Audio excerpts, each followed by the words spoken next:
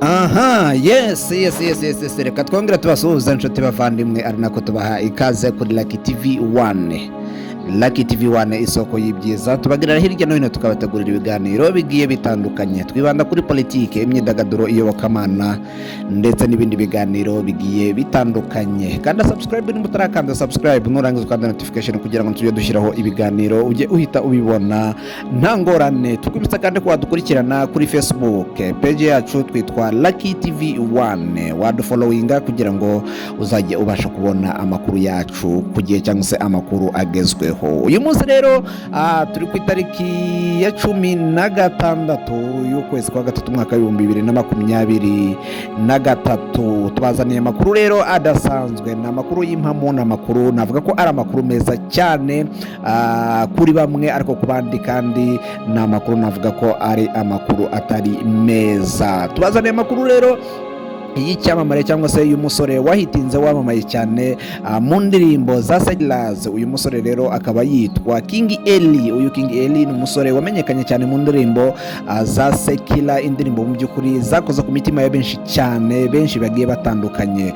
Kuri uyu munsi rero tubafitiye amakuru ko uyu musore yaba yavuye muri iyi kariyeri yo kuririmba indirimbo abenshi bakunze kwita ngo ni indirimbo z'isi, ahubwo agahitamo kugaruka mu rusengero. Uyu musore rero byose bijya gutangira byatangiye uyu musore n'ubundi ari umuririmbyi uririmba indirimbo zitandukanye cyangwa se indirimbo ziramya ndetse zikanahimbaza Imana. Abantu barababaye cyane, abantu bagiye batandukanye benshi, haba abashumba, haba ababyeyi ndetse n'abandi benshi bagiye batandukanye bagiye babazwa n'uburyo ki uyu musore mu by'ukuri yari afite impano nziza yo kuririmba ndetse no kuramya Imana, akaza kubivamo akaza kujya muri Sekila music cyangwa se mu ndirimbo abenshi bakunze kwita ngo ni indirimbo z'isi. Akimara kuva rero muri uyu muhamagaro wo kuririmba indirimbo ziramya Imana ndetse zigahimbaza Imana, cyari igihombo gikomeye ku itorero ndetse cyari n'igihombo gikomeye ku baramya Imana, cyangwa se cyari igihombo gikomeye ku bizera Imana. Ariko kandi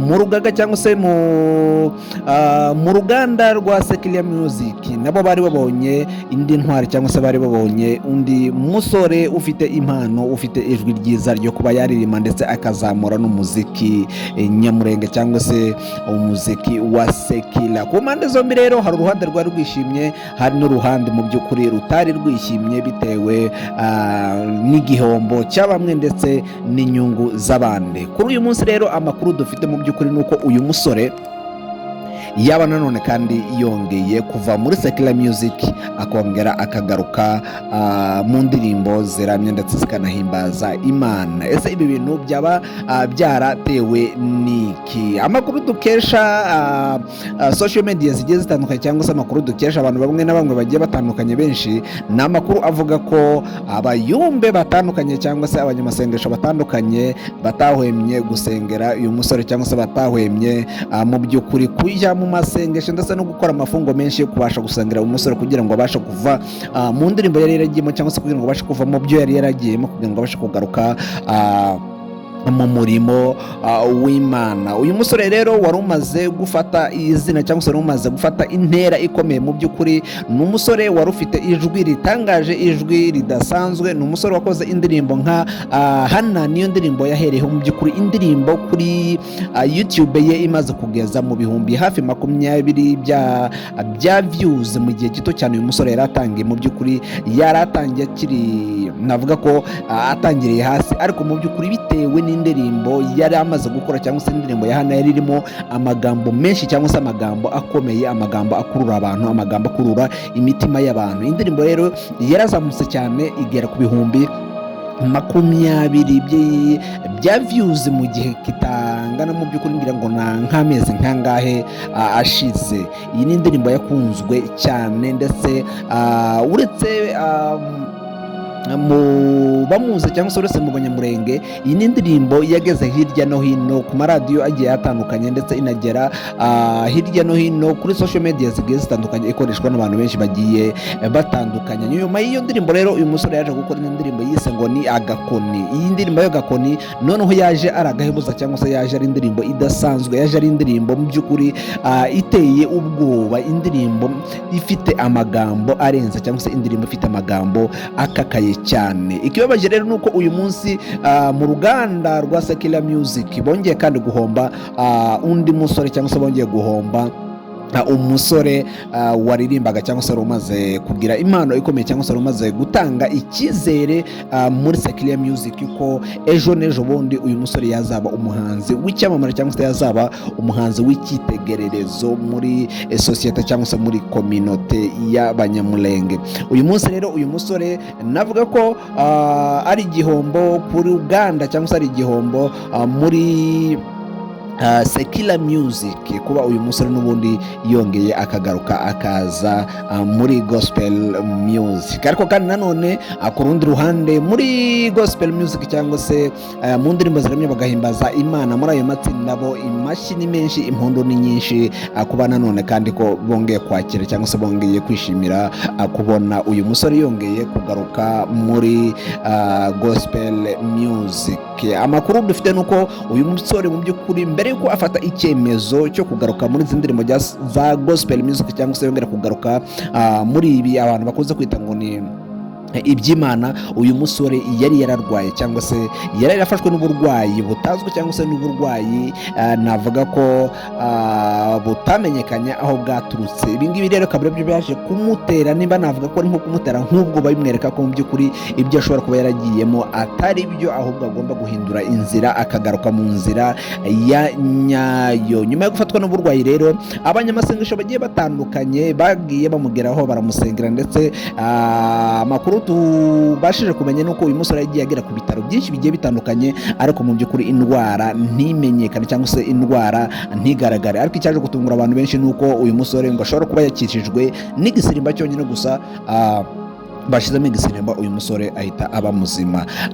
Ntawakeka gushidikanya ko uyu musore icyatumye n'ubundi agaragara hariya ku gatuta arimo arayamisha, cyangwa se arimo arahimbaza Imana, ari ubwoba wenda bwo kumva ko mu by'ukuri kuba akize, cyangwa se kuba akijijwe n'amasengesho byahise bimutera ubwoba bwo gufata umwanzuro n'ubundi bwo guhita ava muri Secular Music, ahubwo akiyegurira Imana. Uyu musore rero ubu nyine twavuga ko ari icyaremwe igishya, cyane ko ni ijambo rivuga ngo umuntu wese uri mu Kristo Yesu aba ari icyaremwe gishya. Kuri uyu munsi rero uyu musore King Eli, amazina ye nyakuri akaba yitwa Bukuru, akaba avuka ari impanga n'umukobwa witwa Butoto. Uyu musore rero kuri uyu munsi akaba abarizwa muri gospel music.